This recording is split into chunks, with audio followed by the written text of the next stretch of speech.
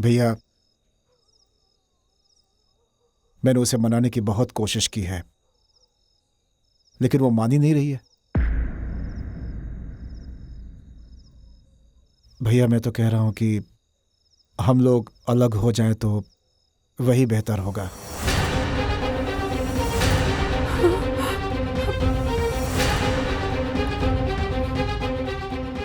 जब अलग होने का फैसला कर ही लिया है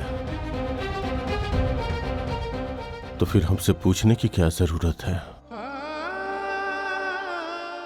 कल पंचू को बुला करके अलग हो जाओ।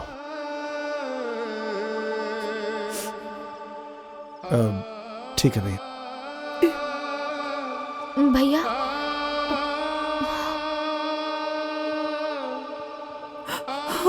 भैया, भाभी, आप तो खाना खा लीजिए।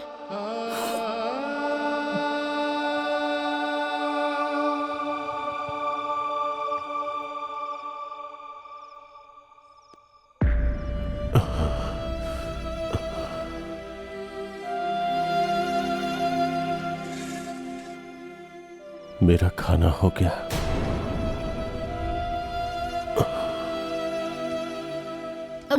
भैया,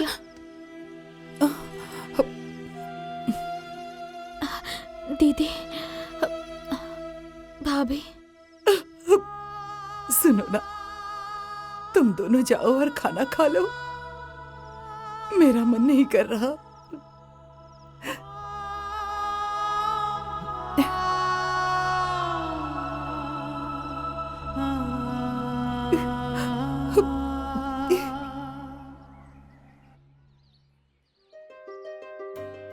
मुखिया जी, अनाज है, बर्तन है, लकड़ी का सामान है, खेत है, इसके अलावा और बांटना ही क्या है?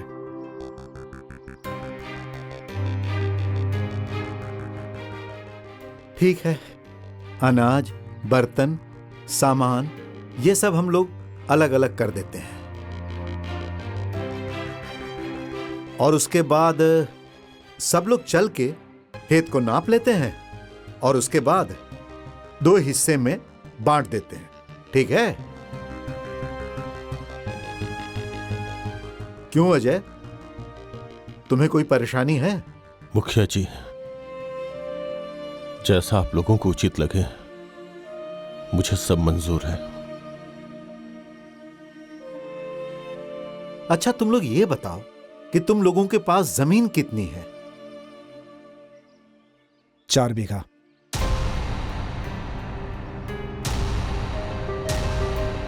नहीं मुखिया जी, मुखिया जी 4 नहीं, 6 बीघा। 2 बीघा खरीदी भी गई है।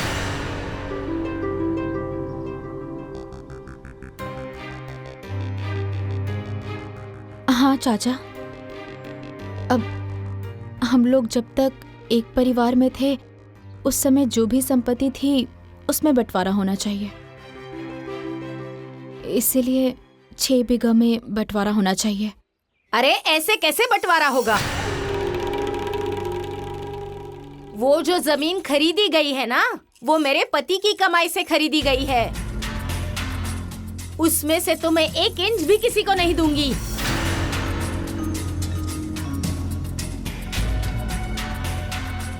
नहीं देंगी तो अदालत भी कोई चीज होती है, जिसे लेना होगा ना वो कानून का सहारा लेकर नहीं ले लेगा। अरे ऐसे कैसे कोई कानून से लड़कर ले लेगा? मैं भी देखती हूँ।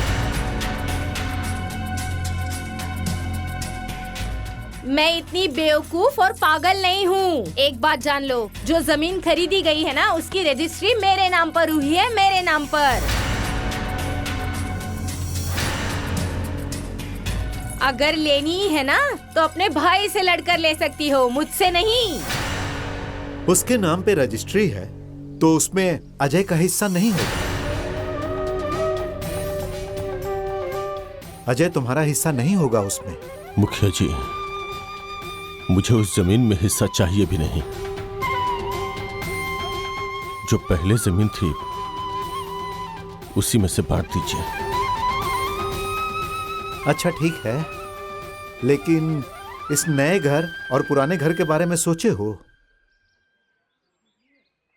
एक ये पक्का मकान है, दूसरा ये कच्चा मकान है। इसका बंटवारा कैसे होगा? इसके बारे में कुछ सोचा है? बोलो विजय।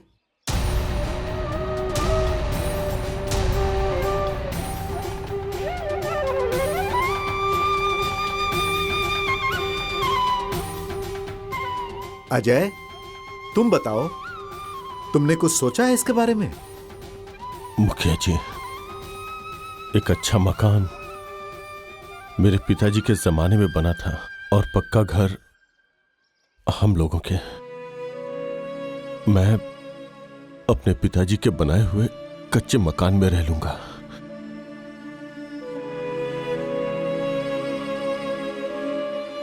पक्का मकान इनको दे दीजिए। ये तो बहुत अच्छा विचार है। हाँ? ठीक है, तो पंच लोग ऐसा किया जाए, इन सामानों को बराबर बराबर हिस्से में 2 भाग में बांट दिया जाए। हाँ ठीक है, चलिए आइए।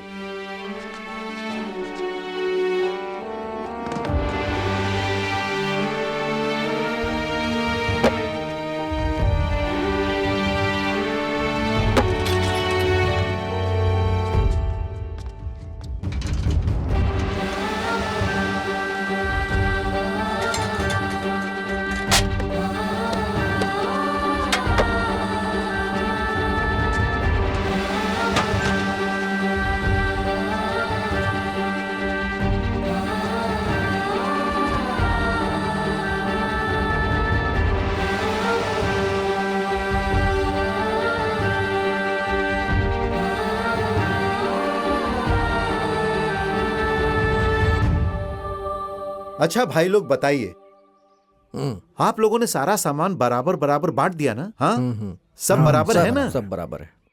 ये सामान बड़े भाई अजय का होगा, ठीक है? और ये सामान विजय का होगा। अरे, ये सारा सामान बट गया, सारी दौलत बट गई, लेकिन इन दोनों बच्चियों पर तो ध्यान ही नहीं दिया गया। हाँ, बताओ, ये लोग किसके साथ रहेंगी? इन लोगों को कौन देखेगा?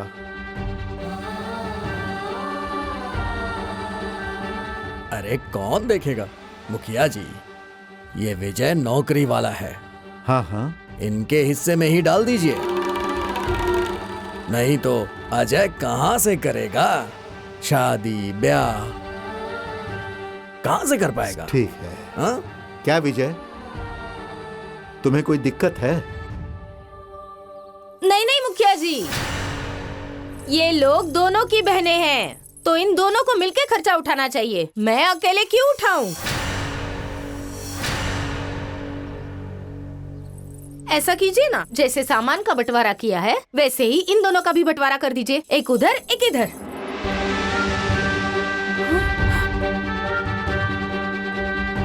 देखा जाए तो इसकी भी बात सही है। नहीं मुखिया चाचा, हम दोनों बहनें अलग नहीं होना चाहती।